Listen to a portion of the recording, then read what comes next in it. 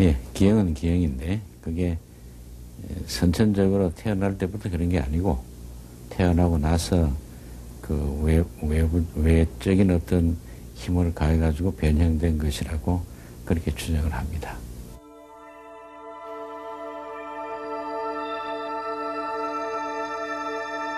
이 가야인의 특이한 모습은 인공적으로 만들어진 것이었다.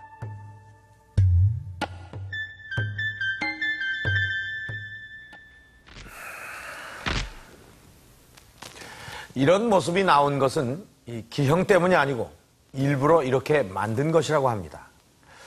이 중국에서는 여인들이 작은 말을 갖기 위해서 전족을 하는 그런 풍습이 있었습니다. 그렇다면 이 가야인들이 머리를 이렇게 하는 것도 일종의 풍습이라고 생각해 볼 수가 있겠는데요. 사실 이렇게 머리뼈를 변형시킨다는 것은 매우 위험스러운 일이었을지도 모르겠습니다. 어쩌면 이런 모습을 만들기 위해서 목숨을 잃어버릴 수도 있었을 것입니다.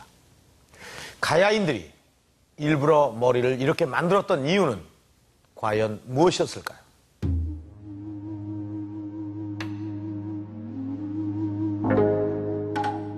중국의 역사서는 가야인에 대한 아주 흥미로운 사실을 전하고 있다. 아기가 태어나면 머리를 돌로 눌러 머리를 납작하게 했다. 지금도 진한 사람들은 모두 머리가 납작하다.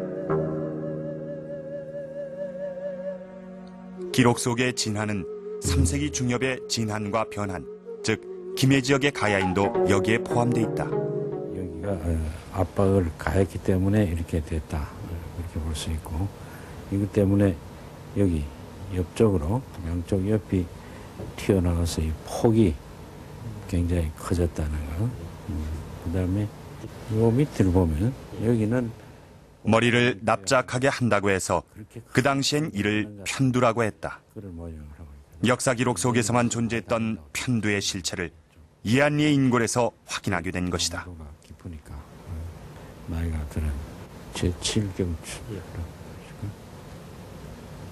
가야인들은 어떻게 편두를 만들었을까? 우선 생각해 볼 수 있는 한 가지 방법이 있다. 이렇게 뒤쪽하고 앞쪽에 판자를 대가지고 양쪽 이쪽하고 이쪽에 이렇게 묶어버리면 앞뒤로 다 압박이 되죠.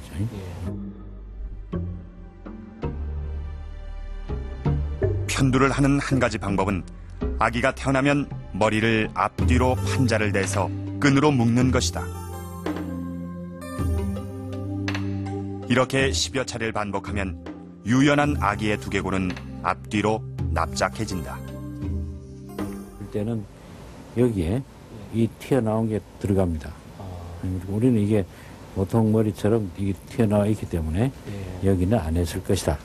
그러니까 위에만 했을 것이다. 사람이 이렇게 눌렀다고 봐야 되겠습니다. 돌로 가지고 얹어서 그 압력이다 이 말이죠. 돌로 그렇기 때문에 돌의 그 압력 때문에 무게 때문에 눌러져 있다. 그러니까 이제 태어나서 1개월 이내니까 어린애가 머리도 잘 못 움직이잖아요. 그럴 때니까 있었을 것이다. 그렇게 추정을. 판자를 안 됐다는 것은 요 뒤의 모습 때문에? 뒷모습 때문에 우리는 판자가 아닐 것이다. 아마도 가야인은 아기가 태어난 지 한 달 이내에 앞니마를 돌로 지그시 눌러주는 방법으로 편두를 만들었을 것이다.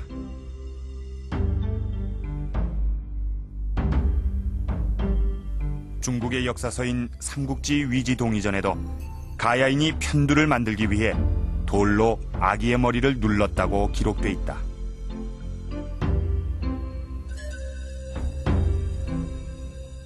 편두의 인골이 다른 인골들에 비해 심하게 부서진 것도 인공적인 변형 때문에 일어난 것인지 의문이 들었다.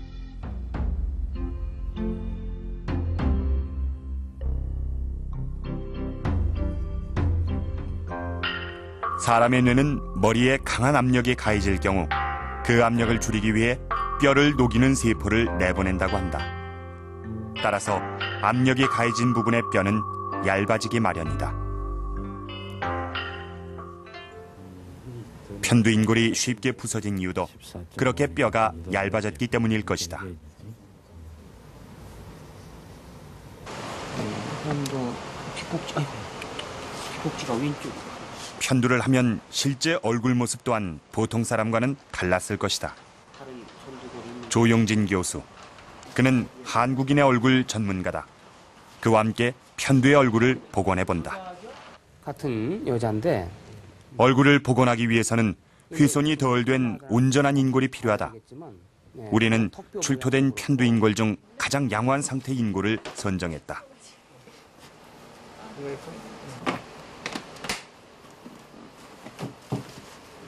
소중한 유물의 훼손을 막기 위해 인골과 똑같은 모형을 만들어서 편두 얼굴을 복원하기로 했다.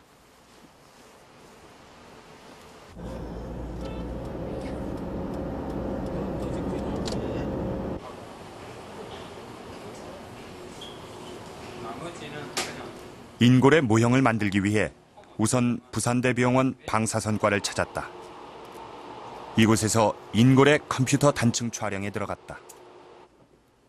컴퓨터 단층 촬영으로는 얼굴 전체적으로 뼈의 두께가 얼마인지 그 정확한 수치를 파악할 수 있다.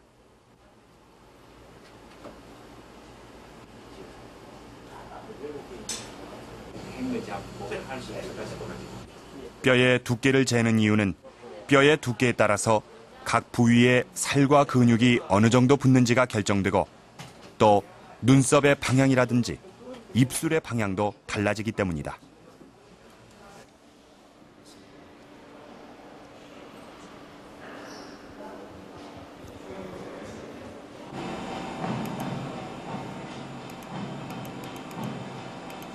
얼굴 복원 작업을 위해 이번엔 인골의 입체 측정을 실시했다. 모두 3개의 좌표를 설치한 후 2mm 간격으로 레이저 광선을 쏘아 인골의 표면을 측정한다.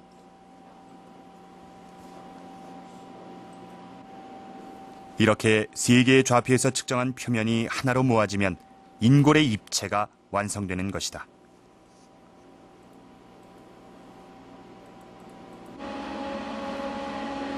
이제 지금까지 측정한 인골의 표면과 두께의 수치로 모형을 만든다.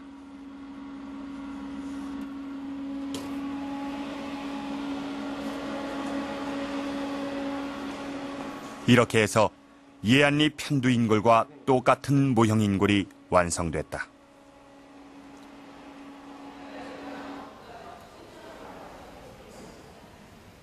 모형 인골은 다시 조용진 교수의 작업실로 옮겨졌다.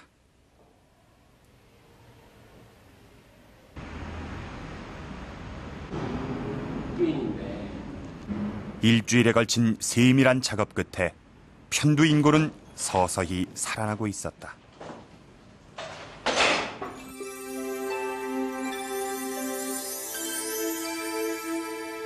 자그마한 얼굴의 이 미인. 이것이 바로 편두를 한 20대 가야 여인의 얼굴이다. 편두를 한 그녀의 옆모습에서 눈에 띄는 것은 뒤로 젖혀진 이마와 오똑 솟은 코.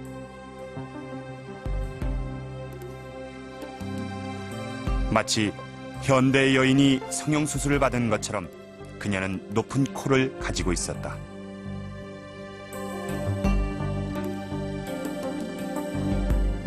그리고 그녀는 같은 시대 평범한 가야 여인의 얼굴에 비해 턱이 유난히 작고 이마는 뒤로 누워 있으며